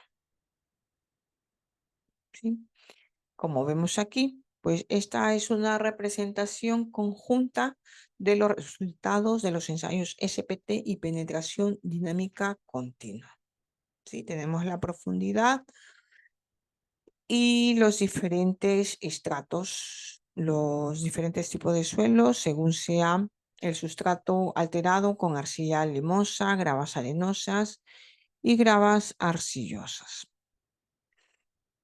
Por último, para cada unidad geotécnica se debe indicar el rango de los valores entre los que se mueven los resultados de estos ensayos, así como el valor representativo de los mismos. Se puede utilizar también diferentes correlaciones con otros parámetros geotécnicos, como por ejemplo el ángulo de rozamiento en el caso de las arenas o la resistencia a la compresión simple en el caso de las arcillas o los módulos de deformabilidad. La resistencia a compresión simple. Desde el punto de vista numérico de los resultados de los ensayos de resistencia, se debe tener en cuenta la siguiente información. Número de ensayos, el valor medio, valor mínimo y el valor máximo. En el caso que se haya un número significativo de ensayos que podríamos cifrar el entorno de 8 o más, podría ser interesante indicar el valor de desviación estándar de los conjuntos de los resultados. Es conveniente mencionar los valores más extremos de los obtenidos en laboratorio, indicando también consideración aceptable. Por el contrario, el fruto de algún error de manipulación de las muestras en ejecución o con el propio ensayo. ¿Sí? Además, desde el punto de vista gráfico, es interesante relacionar los resultados de los ensayos de resistencia a compresión simple con la profundidad en la que se fueron tomadas las muestras, como vemos aquí en esta figura. Tenemos la representación de los resultados de los ensayos a compresión simple con profundidad. ¿Sí? Resistencia a compresión simple con su profundidad. Por último, otro gráfico que puede ser interesante es de poder relacionar la resistencia a la compresión simple con los resultados de los ensayos SPT, realizados en zonas cercanas sobre la procedencia de las muestras en las que se hicieron estos ensayos de resistencia. Pues aquí tenemos la representación en relación a los resultados de los ensayos a compresión simple y los ensayos SPT junto con su correlación. ¿Sí? Tenemos el número de SPT con la resistencia a compresión simple.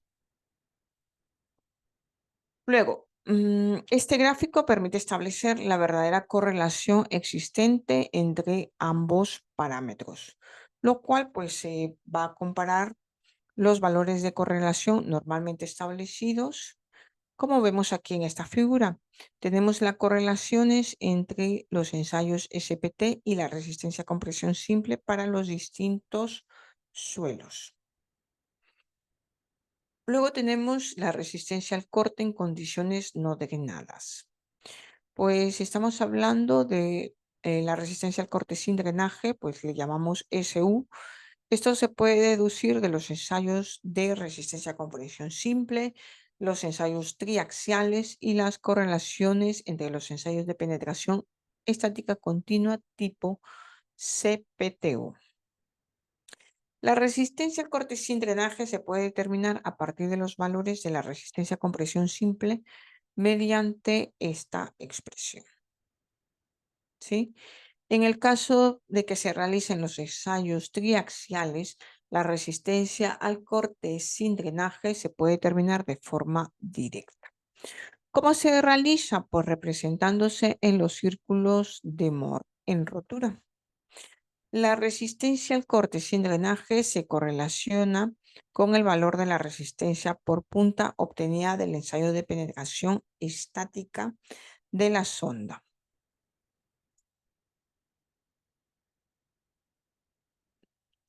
Sí, tenemos también, es conveniente que se pueda comparar los valores obtenidos de los diferentes ensayos realizados para determinar así la fiabilidad del valor representativo de este parámetro. Luego tenemos la resistencia al corte en condiciones drenadas. Pues los ensayos serían el ensayo de corte directo. Lo que hay que hacer es interpretar cada uno de los ensayos de corte directo realizados mediante la selección de del punto de rotura, perdón, de cada una de las curvas de tensión con deformación. Con esos puntos de roturas que se van a obtener los parámetros de resistencia. En el caso más usual de que se interprete el modelo de Mohr-Coulomb, dichos parámetros resistentes son la cohesión y el ángulo de rozamiento. Se debe también determinar el desplazamiento horizontal del punto de rotura de cada una de las probetas.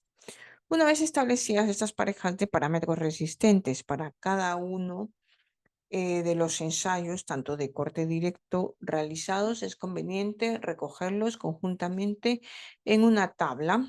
¿Sí? Tenemos que colocar todo en una tabla indicando el sondeo y la profundidad de procedencia. Otro dato que es interesante incluir en esta tabla de desplazamiento horizontal mediante los puntos de rotura de las probetas. Asimismo, se deben reconocer los valores medios, máximos y mínimos de la cohesión y el ángulo de rozamiento, tal como vemos aquí en esta figura.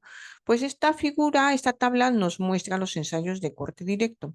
Tengo la cantidad, el número de sondeo con su diferente profundidad, números, datos de cohesión, ángulo de rozamiento y el desplazamiento de rotura.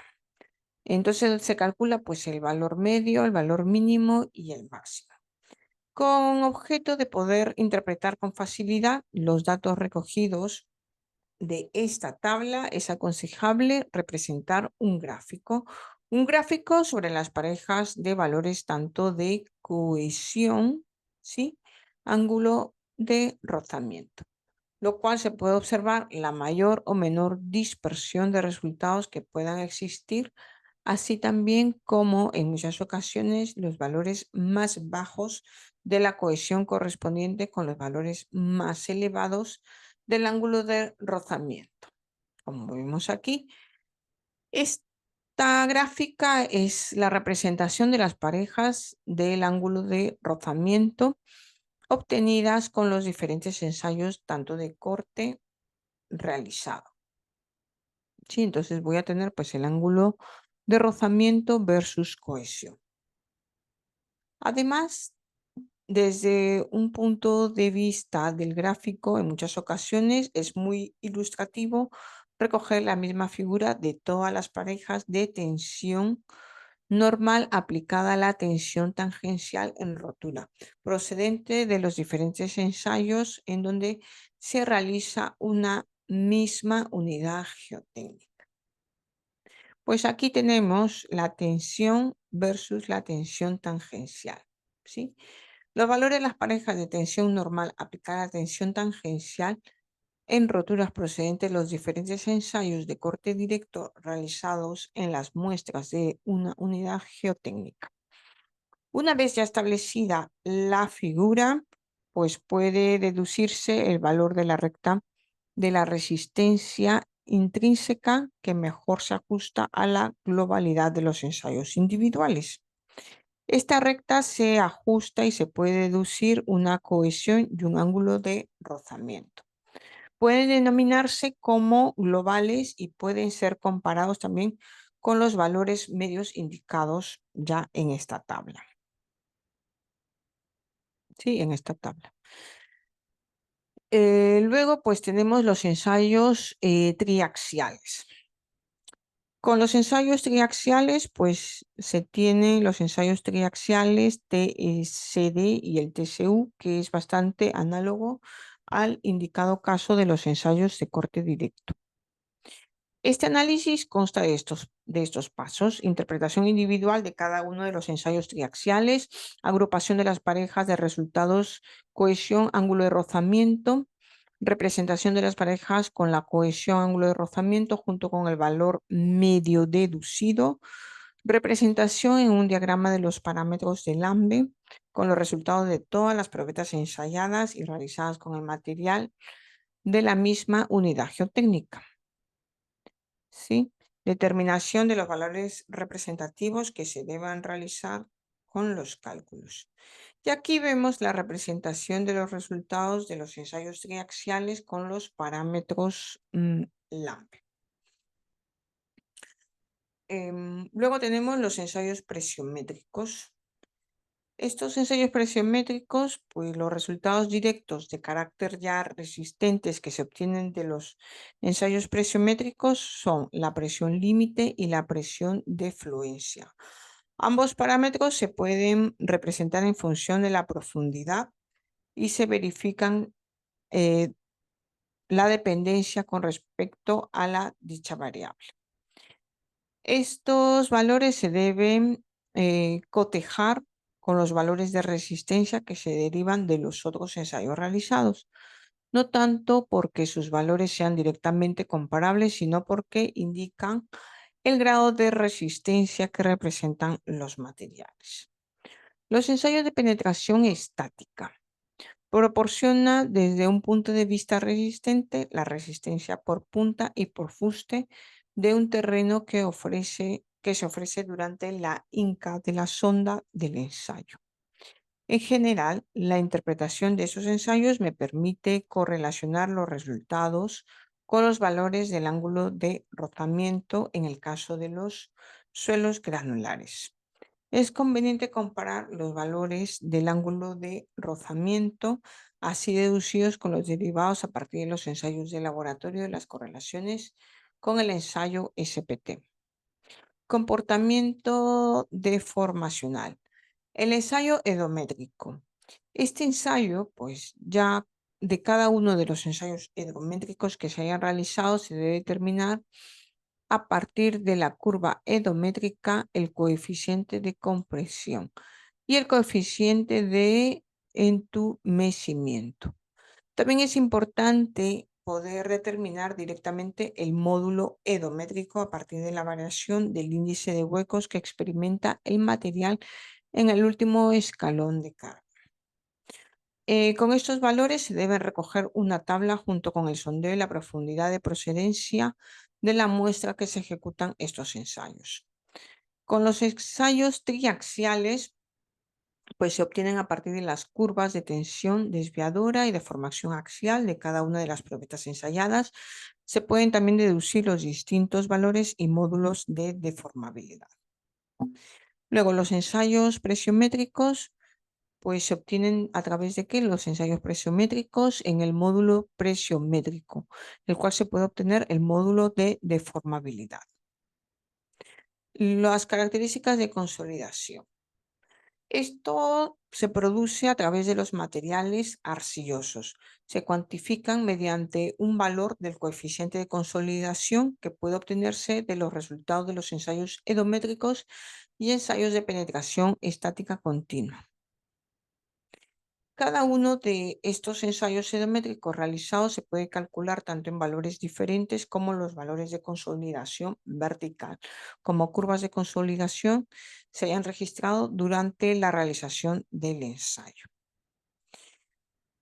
Otro ensayo a partir del cual se puede deducir el valor de coeficiente de consolidación es el ensayo de penetración estática continua con medidas de las presiones intersticiales, ¿sí?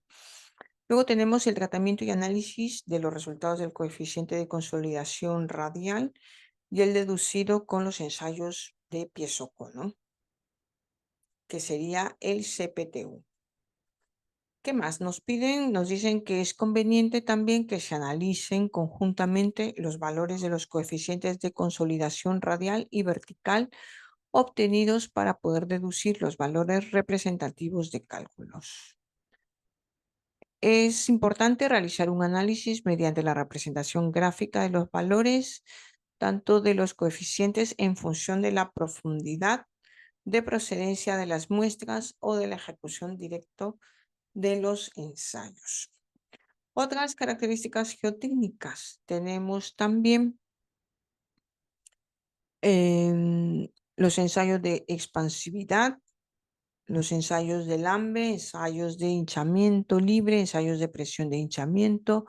Los valores obtenidos de estos ensayos se deben comparar con los valores recogidos en las tablas que cuantifiquen el grado de expansividad del material.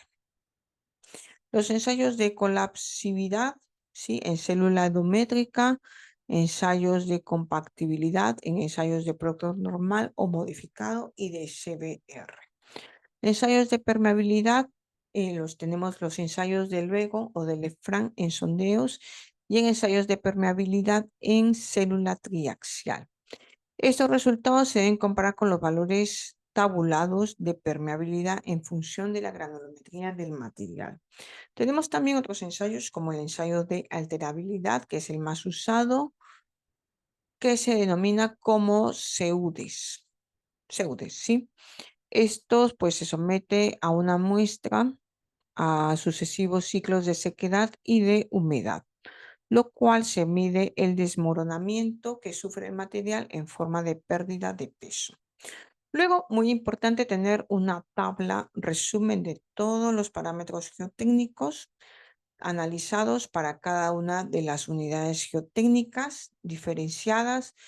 Se deben recoger en una tabla resumen todos los parámetros geotécnicos que sirvan como guía y resulte también y consulta durante la fase de realización de los cálculos geotécnicos.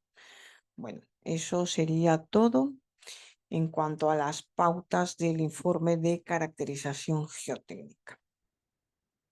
Sí, pues esto también, este informe de pautas, se las voy a enviar para que lo tengan también como referencia y consulta para cualquier proyecto. Sí, me dice aquí Eduardo que se tiene que retirar porque tiene programado pues que va a revisar la grabación. Sí, está bien. Eduardo, muchas gracias también por tu participación en el curso. Y bueno, si tienen alguna consulta, por favor, me la dicen. O si quieren, pues me escriben también al correo electrónico para poder estar en contacto. Me quedaría por enviarles la información de este último módulo 5, ¿sí? Y una información adicional para consulta, para que puedan ustedes también revisar esa información. Y bueno, y la evaluación final son preguntas, es para marcar, ¿sí? Son 10 preguntas, es súper corto, es sobre, sí, lo que hemos estado hablando en todo este curso. Y bueno, ya lo revisan, lo ven. Y bueno, les dejo mi correo electrónico para que estemos también en contacto y cualquier cosa, pues me escriben ahí con mucha confianza, sin temor, y ahí estamos, pues para estar a sus órdenes. Y ha sido un placer, pues, compartir este curso con ustedes.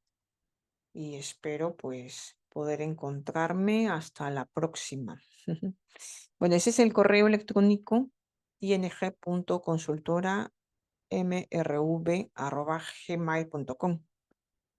Sí, y así estamos en contacto. Ya sabes que cuando se va revisando la información, pues por ahí salen las consultas, ¿no? Entonces, cualquier cosa, pues está ahí mi correo electrónico. Y queda pendiente pues ya estarles enviando la presentación y alguna información adicional que les pueda servir. Bueno, muchas gracias a todos por su tiempo y por estar aquí presentes. por su participación. Agradecerles también, sobre todo al arquitecto Francisco, sí, Francisco, que me envió muy puntual su tarea y estuvo muy bien su participación. Muchas gracias, arquitecto Francisco, por su puntualidad y por haber presentado el Excel. Igualmente a la arquitecta Guadalupe, sí, Guadalupe, también porque me escribió y me hizo ahí me envió el archivo, la presentación, el Excel, muy agradecida. Y a Uriel, a Eric, por su constante participación, por realizar las consultas también. Arquitecto Eric, muchas gracias. Y bueno, y a todos en general por su tiempo, sobre todo porque es muy temprano el curso, a las 8 de la mañana, por haber tenido esa paciencia en poder estar presentes en el curso. Bueno, les agradezco a todos por su participación. Y bueno, ha sido un placer y hasta la próxima. Ya nos estamos comunicando. Cuídense mucho y les agradezco por su participación. Sí, la arquitecta es Guadalupe, sí. Guadalupe. Guadalupe. Es que tiene el correo asesoría. Sí, Guadalupe, Guadalupe Estrada. Bueno, ingeniera, muchas gracias. Arquitecto Francisco, Juan, Erwin. ¿Quién más está por aquí? Anaí, arquitecta Anaí, Miguel Pérez, y todos los presentes de poder estar aquí y seguimos en contacto. Muchas gracias.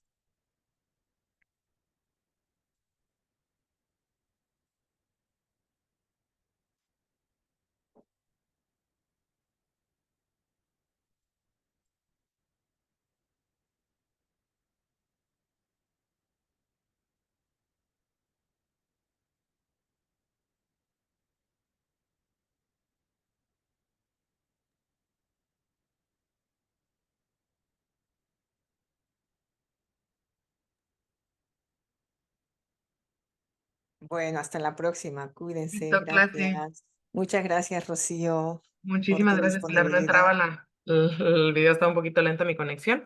Antes de desconectarnos, arquitectos, por favor, les voy comentando. Les voy a mandar ahorita aquí en el chat la liga del formulario para que realicen la evaluación del curso.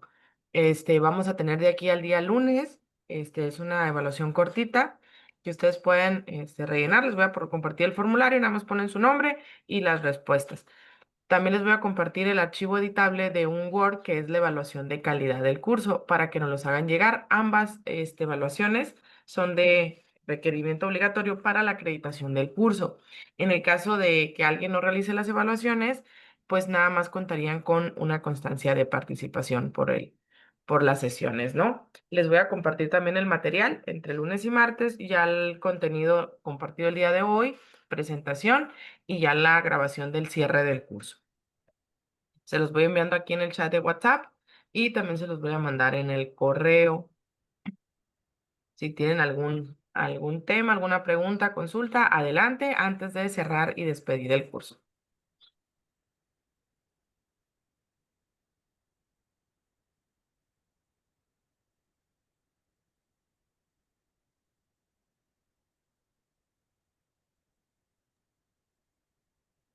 Todo, Arquitecto Francisco. todo bien, perfecto, Juan. Muchísimas gracias. Una pregunta, ¿lo del formato del examen lo va a mandar por el chat o por En el lo va a chat de subir? aquí se los Ok, estoy compartiendo ya en el chat ok, de ok. que es La evaluación, ¿cuándo la tenemos que enviar? tienen del día de hoy hasta el día lunes. Al cierre del Perfecto. lunes, porque yo el día martes envío las calificaciones al licenciado Enrique, porque el martes salen sus constancias, probablemente martes, miércoles. Entonces se las envío por la noche al cierre del día, como a las 6 de la tarde, ya tengo que estarlas enviando el día lunes. Ok, entonces antes de las 4 de la tarde debe estar el lunes. Sí, pues de preferencia. Igual tienen el fin de semana, son 2 días y medio. El contenido, pues, nada más faltaría como la sesión de hoy, pero les digo, la evaluación es bastante sencilla. Entonces, el día lunes, entre 4 y 6 de la tarde, que sea la fecha límite, y ya el martes, pues, yo mando los resultados al licenciado Enrique. Enterado, gracias. Muchísimas gracias. Bueno, entonces, siendo 18 de octubre a las 10:01 de la mañana. Damos por concluido este curso de Geotecnia aplicada para la arquitectura en nombre del Colegio de Arquitectos del Estado de Querétaro AC y Geocaps Consultoría, Capacitación y Curso. Agradecemos su presencia, disponibilidad y participación para tomar esta capacitación, así como un agradecimiento especial a nuestra ponente especialista, la maestra Milagritos del Pilar Ramírez Vilches, miembro del equipo de Geocaps. Muchísimas gracias, que tengan un excelente fin de semana y nos vemos en las siguientes ediciones. Que estén muy bien. Bonito fin de semana. Muchas gracias.